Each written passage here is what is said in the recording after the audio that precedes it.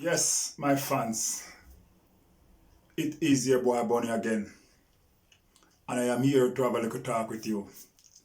Now, as I always said, if it's the first time on the channel, remember to like, share, comments, and subscribe. Give the video a thumbs up, and also hit the notification bell, and you don't miss any video that goes up. So yeah, what am I going to talk about today? Willesden City Mission. That is my first church that I go to when I come to the UK. And I was so attached to that church. I used to drive the minibus from Willesden. We used to go to Leytonstone, we go to Birmingham, we go to Bedford. We used to go all about. I used to drive that minibus. You know, I was like a part of that church. And at that time, they only have a little building in there with a nursery. And I happened to move away from London and come to Luton. And that's how I stopped, go to City Mission. But I've never lose touch with Pastor Desmond. I always close to him. So, you know, when I saw this video goes out, that they put them out and locked the door, I was very, very disappointed. So, you know, this video was sent to me. I shared a video before that was sent to me on my channel. And now this other video that's sent to me again, I decided to share it. You know, and I want to say to all the churches around, churches that's linked to City Mission and churches that don't link. You know, I want to ask you lot to pray for City Mission in Willesden. Pray for Pastor Desmond and, you know, the congregation, that God will work out something for them. Because it's really sad to hear what happened to them. Them is at this place over, well, I know personally that they're over there for over 20 years, because that's how long I know them. I don't know how long they was there before, but I know them there for over 20 years. And I would say, what, 25 years? Yeah, I know them there for 25 years. Because my son is 25 coming up. And when my son born, they was there. So I just want to encourage everybody in your prayer, when you're praying, remember to pray for Willesden City Mission. Pastor Desmond, God bless you. And you are in my prayer. And I just pray everyone will continue to pray for you, your congregation, the church, that God will work out something, you know. So as I said, I'm going to play the video, and I just want each and every one to just listen to the video and hear what happened in Willesden City Mission. God bless you. Thank you for taking the time to watch this video. I make you listen to it. God bless. Andy Slaughter.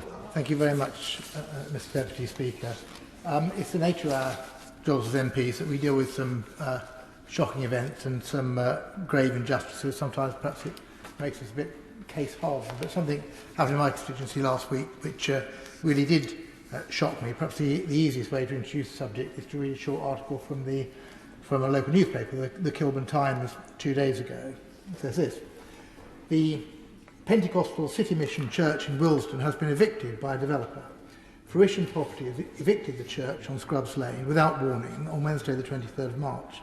Developers entered the building at 7:30 a.m. and changed the locks, leaving parents unable to drop off their children at the nursery and staff unable to retrieve personal belongings. The mission is a registered community asset and operates a nursery, food bank, dementia care and other local community services. Fruition sought planning permission in 2018 to knock down the church and build a mixed-use 20-storey development.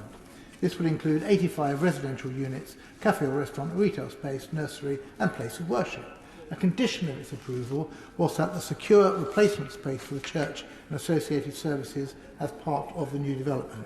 The Mayor's Old Oak and Park Royal Development Corporation is the local planning authority as the property as part of the strategic development site. It then quotes various people. It quotes the Reverend Desmond Hall, Des Hall, who runs the City Mission Church. He says, "We're shocked and saddened that Fruition took possession of this beloved church and vital lifeline for so many community members." Quotes me, saying it's unacceptable and quite frankly unbelievable news to hear that a developer has evicted a church, nursery and food bank at a time where so many families are under financial strain to put food on the table. I've made my position to Fruition abundantly clear on numerous occasions, and they've refused to meet to reach a solution, despite the planning policy clearly requiring provision of the church. And it quotes the spokesman for the developer, who says, "We have been in discussions with the church for over 2 years regarding leases, occupational rights and either late or non-payment of occupational charges, even at a reduced rent. We regret the current situation, but we have been unable to come to a mutually acceptable agreement on how to move forward together." Let me say a little bit more about the church, which is a real institution in what is an extremely poor and deprived area. It's been there for over 20 years, but about 13, 14 years ago, something quite miraculous happened with a very large grant from the EU structural funds and a smaller bank loan. They were able to build what is now an extremely impressive and prominent building on a very prominent site on the corner of Scrubs Lane and the Harrow Road, providing all the services which members have just heard about. It serves communities in Harlesden, Willesden, College Park and Old Oak, and indeed in North Ken and East Acton, some of the poorest communities in London, indeed in the country, and it is one of the very, very few community services there. It's an extremely impressive show. The front of the building is in my constituency, the rear of the building is in my honourable friend, the member for Brent Central's constituency, and she, it won't surprise her as somebody much better fit to do this, opened the building 13, 14 years ago. Of course, we're all thinking of Dawn, we're all thinking of honourable friend at the moment because of the very sad announcement which she made earlier this week and her struggle, I think her successful struggle with breast cancer. Otherwise, she would have been with me and with the congregation and the food bank last Friday out on the street because we couldn't access what was going on inside the church. The Development Corporation, which is an extremely impressive and major project, which includes, of course, the HS2 site, the largest rail construction site, Crossrail, includes Park Royal, the largest industrial estate in Europe, is busy trying to get on and redevelop and regenerate the area under the guidance of the Mayor. But of course that does attract developers, and it was Fruition's properties that came and bought the site over the heads of the church from the bank which had been able to take possession of it some years ago, and then applied for the planning permission to build a large block of mainly luxury flats on the site. Now, it's right to say, and I'm not going to go into this for reasons of time and because it's not necessary, there are disputes. There are disputes about how the church will be rehoused, what will happen while the development goes on. There was a court date set for the 7th of June. So although clearly matters had broken down, there was no rush to judgment here. Indeed, before Christmas, because I could see that matters were not going well, I convened a meeting with the developer and the Development Corporation.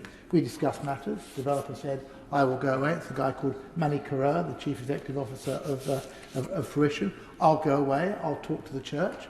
They did so. They had a meeting. I saw the requests the church had made. They were entirely reasonable requests. And yet at that point, the developer said, no, we're not going any further. On the 25th of January, he sent me a letter that said, we made the extremely difficult decision to ask Pentecostal City Mission Church to leave our building on Scrubs Lane. To leave our building, note the words. I will contact your office to arrange a meeting to discuss the above. Well, he didn't, so I wrote to him on the 8th of February, asking for a meeting. I heard nothing back. But again, there didn't appear to be any particular hurry because we had a court date coming up in June.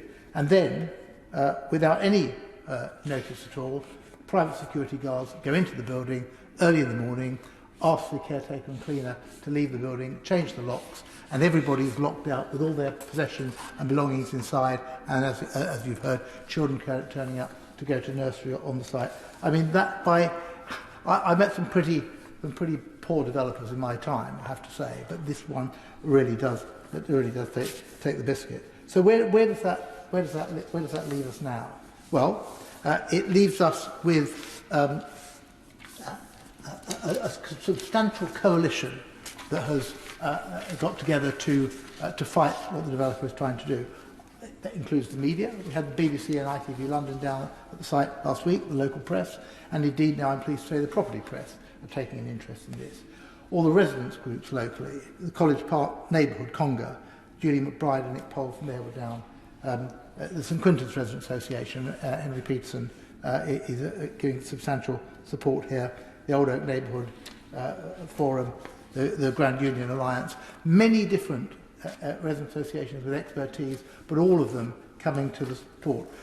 We will be in court quite soon. Lawyers are preparing for an injunction to allow re-entry. We've had support from all politicians, the leaders of both councils, the local councillors, Wesley Harcourt, Alex Sanderson, Matt Kelcher and Brent, of course from Dawn, and of course from Steve Cowan and Mo Butt, the two council leaders. We've had great support from the Development Corporation, who are now providing funds to keep the services